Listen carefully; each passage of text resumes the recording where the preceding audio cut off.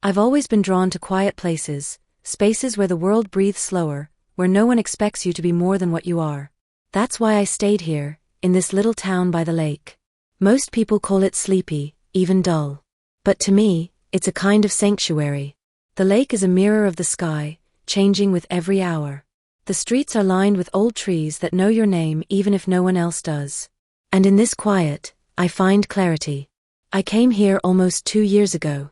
After the noise of my old life, the city, the job I didn't love, the relationships that frayed and fizzled, I just needed space. I didn't tell anyone when I left.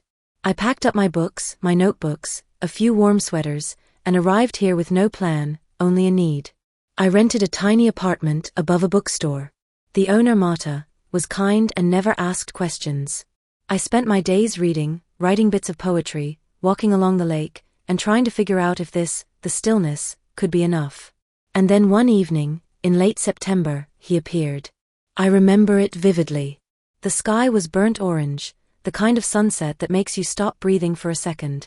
I was on my usual bench, scribbling half-thoughts in my notebook, when a shadow fell across the page. I looked up. He had kind eyes. Tired eyes, actually, but kind. He held a canvas under one arm and a folded wooden easel in the other. There was paint on his fingers, like he'd been dipped in color. He asked, a little shyly, "Would you mind if I painted you?" I blinked, half smiling. No one had ever asked me that before, not like this, not here. And there was no flirtation in his voice, no bravado. Just curiosity. Sincerity. "As long as you don't try to make me look prettier than I am," I said. He smiled back.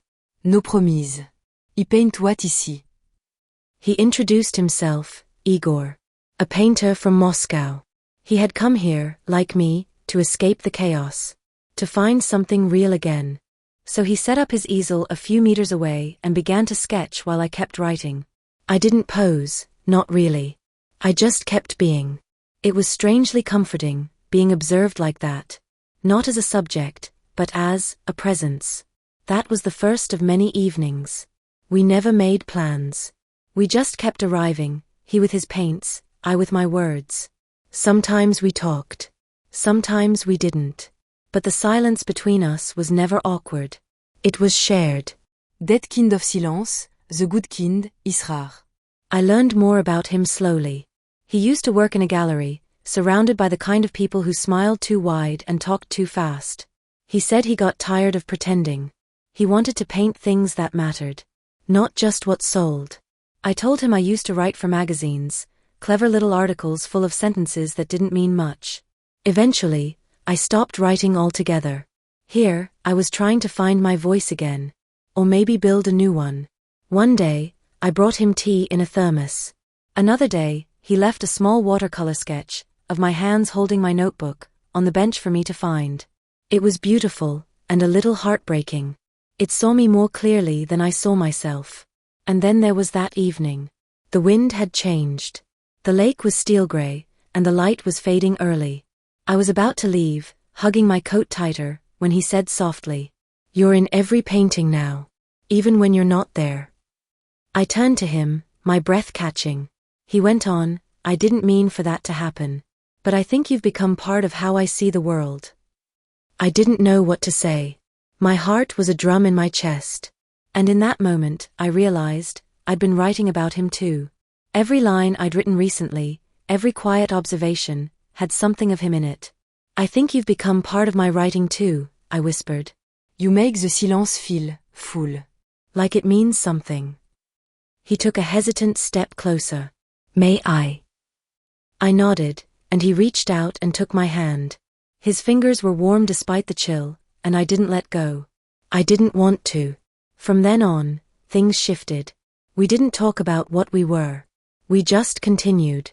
Continued meeting at the lake, continued sharing pieces of ourselves. Sometimes he painted me. Sometimes we just walked. Sometimes we sat side by side and said nothing at all. But everything felt different now. Brighter. Réalé. And in the months that followed, love grew the way morning fog lifts from the water, slowly, softly, until the whole world is touched by it and you didn't even notice it happening. We are still here. He paints. I write. Our lives have folded into one rhythm, like two songs that finally found the same key. And though we've had our quiet arguments, our moments of doubt, what we always return to is the calm. The understanding. The fact that we chose each other not in a rush of passion, but in the deep, steady way that things grow when you water them every day. People often think love is loud. But this is the kind of love that saves you quietly. The kind that doesn't need to be shouted from rooftops. It's in every cup of tea we share.